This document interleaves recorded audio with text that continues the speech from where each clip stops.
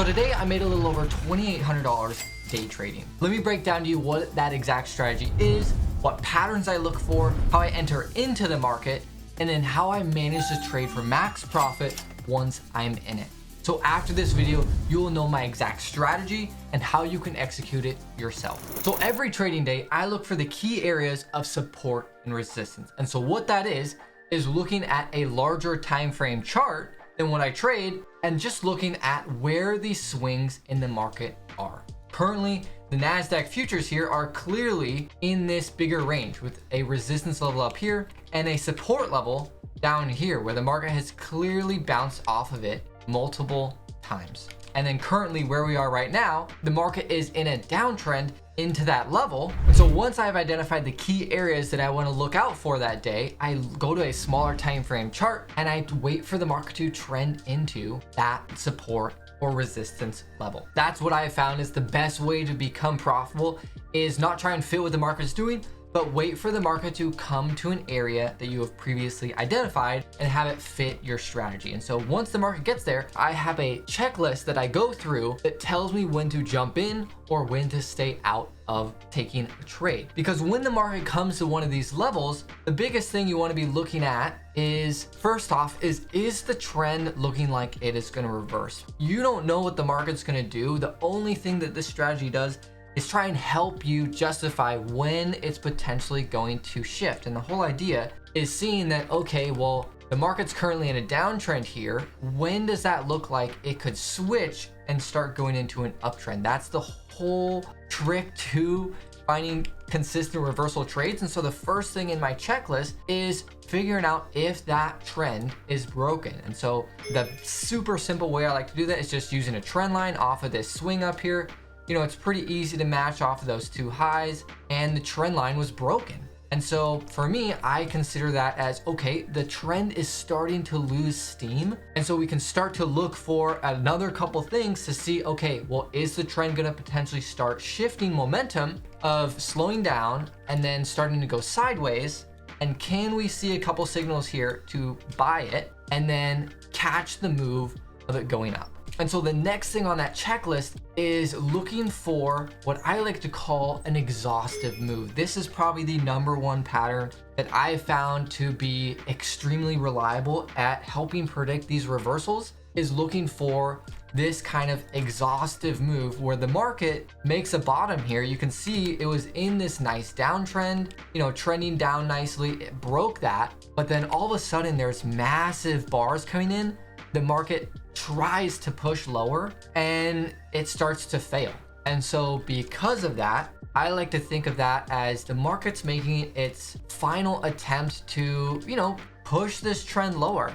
And if it was going to, it probably would have kept going because this is a lot of momentum. And if it was going to keep going lower, it would have. That's just kind of how I've realized the market works. And so that's kind of the third thing in my checklist. And so from there, what I look to do is the next thing is, once it's made an extreme low like this, is I want to see it almost make another final attempt to keep going lower, but I want it to basically make a higher low here. And you can think of it like a head and shoulders pattern. That's a really clear way of thinking it, as the market's come down here and made a very clear head and shoulders. Now that's if this section right here goes up. And so that's what I'm looking out for as these candlesticks print. And so to go to my recording now and show you the real-time entry of me entering into this trade, you can see I have the same things I'm looking at here. Is, you know, the market's made a bottom here. It looks like it's making another bottom. And so for me, I'm trading on a 5-minute chart of the NASDAQ futures. I found futures are really good for banking a small account. You can trade really small, but then you can scale up really big, and allows you to day trade on a small account. They can give you, you know, about 450 times leverage. It's pretty insane.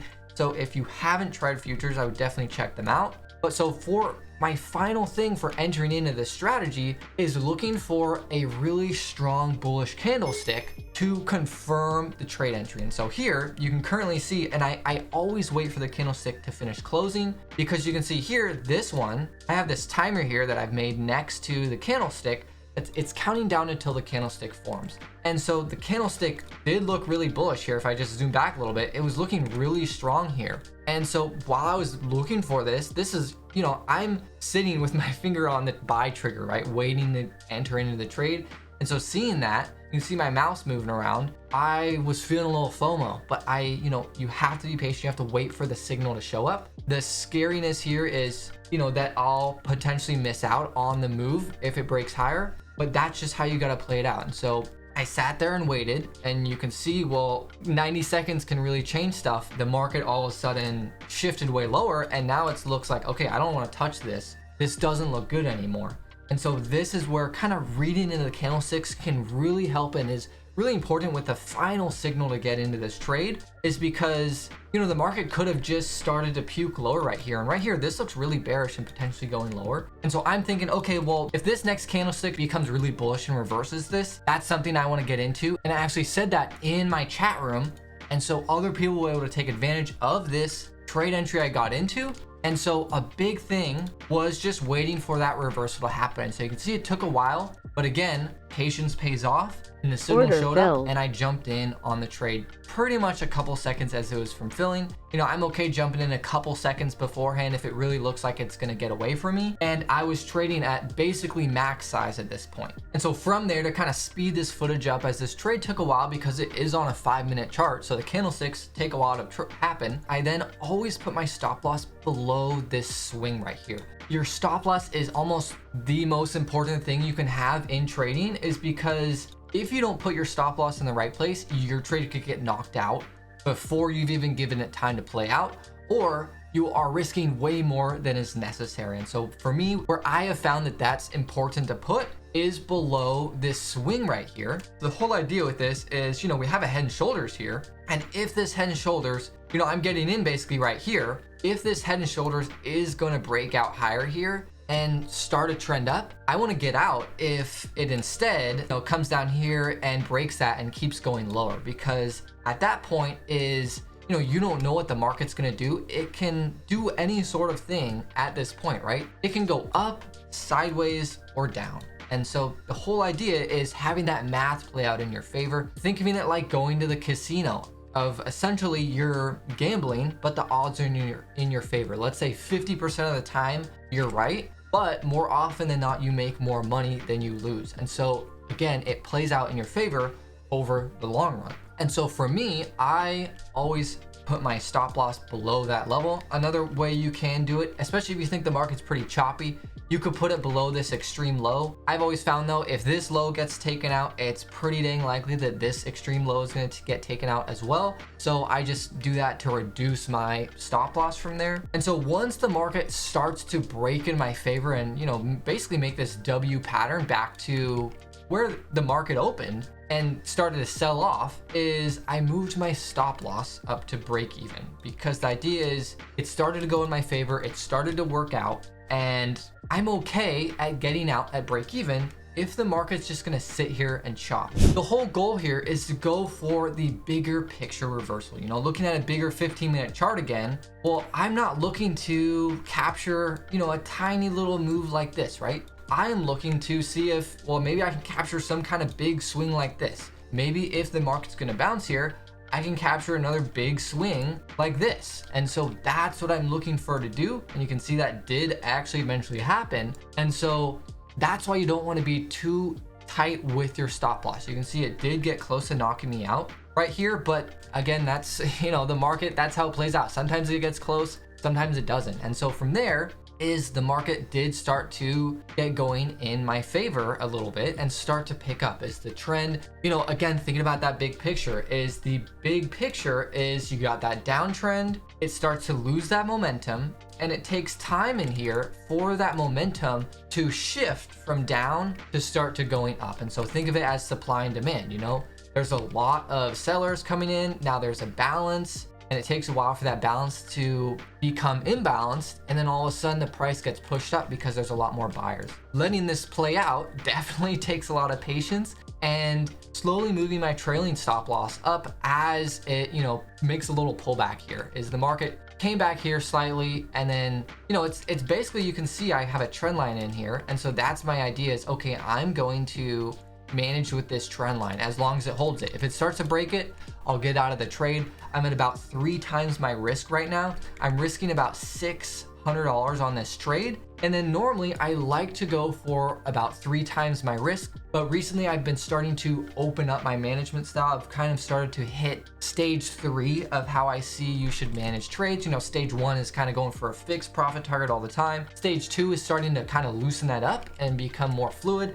And stage 3 is really reading what the market is telling you at that exact time, because the market's always different. And so being as flexible as possible is as important. And so I actually left my house and went to a coffee shop and started managing this because it was going so long and I kind of wanted to get out of the house, and that's where I like to work sometimes.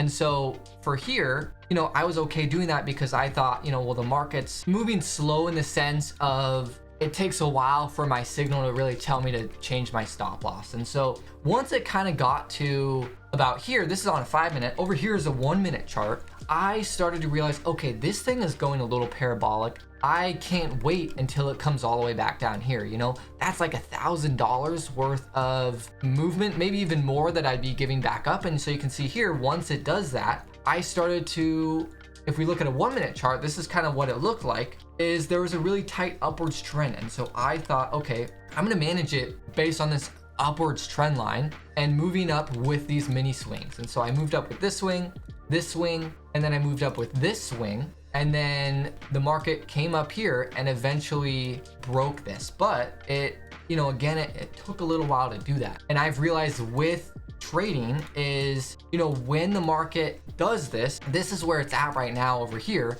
is it's coming up and making these little moves up. And every time you're, you know, this is my biggest trade at the moment so far. I've never had a trade go, I think this thing capped out at 3,700. And so these moves they're a lot of money, and the dollar sign is getting more. And so what I've realized to help manage these trades as they go more and more in your favor is start to just think about, it doesn't matter what this is. What matters is where my stop loss is.